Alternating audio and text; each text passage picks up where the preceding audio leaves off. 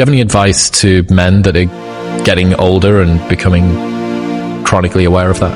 Yeah, lift weights, do jiu-jitsu, go for runs, stretch out, eat good, stop drinking. It's pretty straightforward. If you don't use it, you're going to lose it. Every day that you don't do work, you're going backwards. And it definitely will hurt you, and it'll show up. You can't get away with what you got away with when you were 23. It doesn't work. You have to stay ahead of it. When you're watching TV, or you're, looking at Instagram, or you're, going out for dinner on a date and you go to a movie, I'm not doing that. I'm reading a book, I'm getting ready for a podcast, I'm writing something, I'm preparing for something, I'm talking to a client, I'm designing something, I'm thinking about a new supplement. Like, it's just, a guy asked me the other day, are you working more now than you were when you were in the SEAL teams? And the answer is 100%. Yes, I'm working harder now.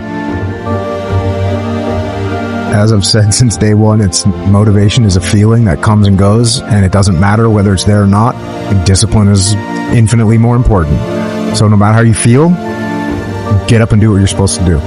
That's it. And that's discipline. It's not motivation. If you only did what you were supposed to do when you were motivated to do it, that's leaving it to chance. But if you're disciplined, you go do what you're supposed to do. That's the way it works. Discipline equals freedom. That's it.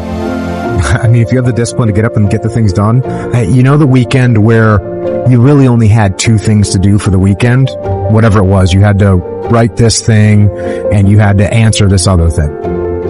And on Friday, you're like, I'll do it tomorrow. And on Saturday, like, I'll do it. And it's basically hanging over your head the whole weekend. Whereas if you just done Friday afternoon, the whole weekend would have been a lot better. So just do the thing. Just shut up and go do what you're supposed to do.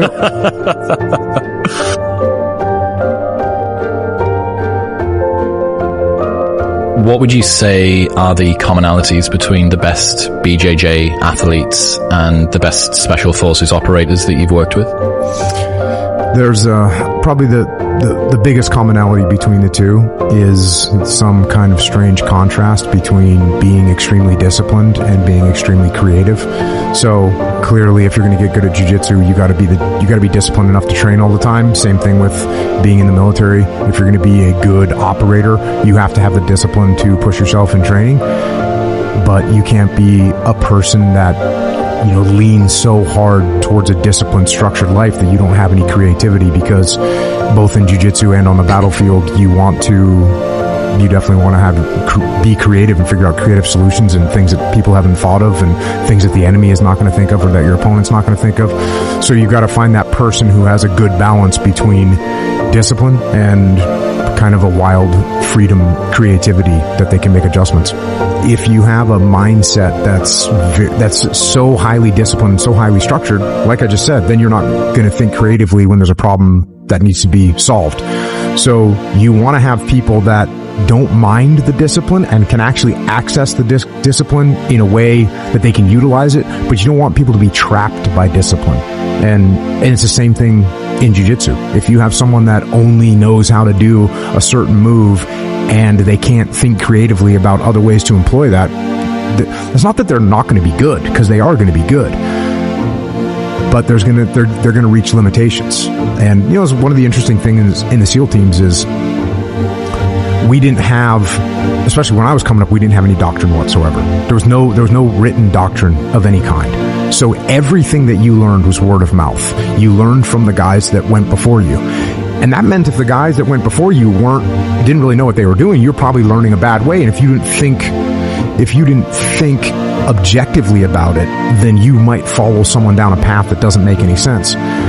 So you ended up with a bunch of guys in the SEAL teams that were pretty open-minded, and they could kind of look at problems and figure out how to solve them.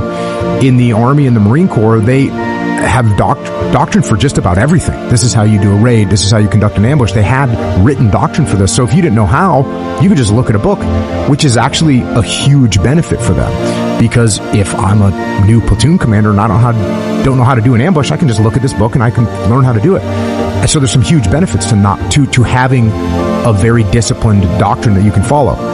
But that's one of the odd advantages of the SEAL teams, is that since we didn't have any doctrine, we had to be a little bit more free thinking, and that made us a little bit more adaptive in some situations. So it's just like anything else. Your strength can be your weakness can be your strength, and you have to be aware. And if you're aware that it's a strength, and if you're aware that it can also be a weakness, and if you're aware that it's a weakness and you're aware that it can also be a strength, then you can probably optimize the way that you're going to think, which is pretty beneficial.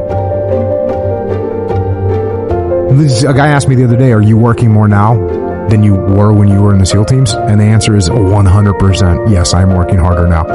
You know, I should say I'm working more, because I'm working more time.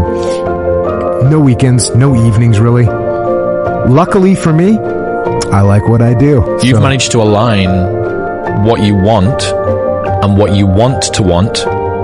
They're now sitting on top of each other, right? Yeah, and I also don't do a lot of what I don't want to do. And my partner at Echelon Front, Leif Babin, pointed this out to me like a year ago.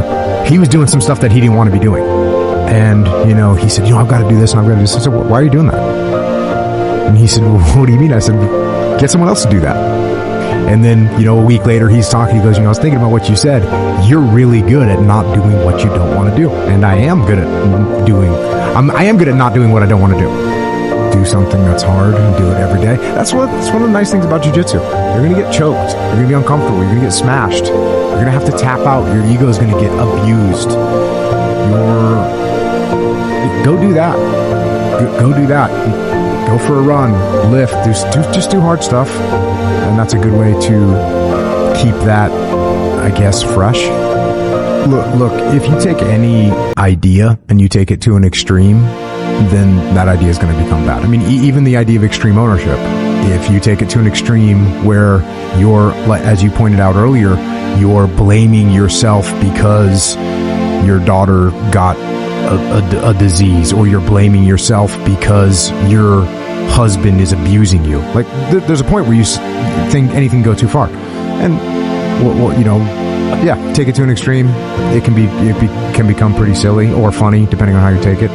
But for the most part, you're going to run into challenges in life, and if you curl up into a ball and complain about it, that's not going to help you. And if you say, okay, cool, good, here's some adjustments I can make to move forward, that's going to be a better move than cowering.